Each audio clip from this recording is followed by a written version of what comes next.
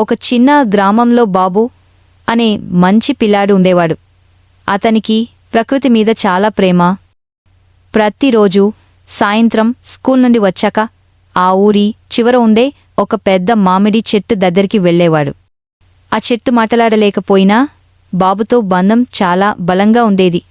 బాబు తన కలలు అన్న చిన్న కథలు అన్నీ చెట్టుతో పంచుకుంటాడు.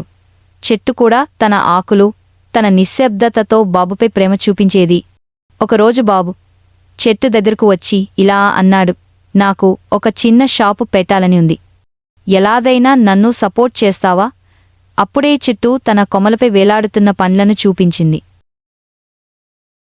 ఈ పండ్లు అమ్ము బాబు, ఇది నీ మొదటడుగు అని చెప్పింది. బాబు ఆ పండ్లు అమ్మి ఒక చిన్న స్నాక్స్ బండి పెట్టాడు. మొదట కొంత కష్టం పడ్డాడు, కాని తరువాత ఎంతో ఆనందంగా జీవించసాగాడు. కొన్ని సంవత్సరాల తరువాత బాబు ఒక యువకుడిగా మారాడు. ఒకరోజు మళ్ళీ చెట్టు దగ్గరకొచ్చాడు. ఇప్పుడు నాకు ఇంటి అవసరం, కొన్ని చెక్కలు కావాలి. మామిడి చెట్టు ఏమాత్రం ఆలోచించకుండా తన కొమ్మలనివ్వడం ప్రారంభించింది. తీసుకో బాబూ, నీ బంగారు జీవితానికి ఇది ఆద్యం కావాలి కదా. బాబు ఇంటిని కట్టుకున్నాడు.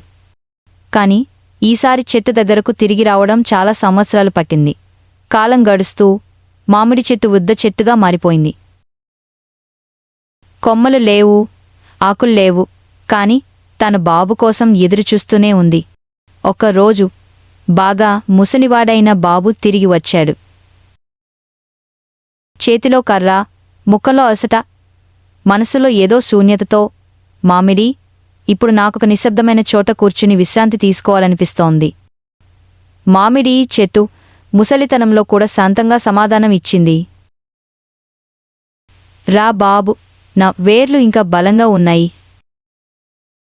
ఇక్కడ కూర్చో, నీ కంపెనీ నాకు చాలా ఇష్టం. బాబు నిశ్శబ్దంగా కూర్చున్నాడు.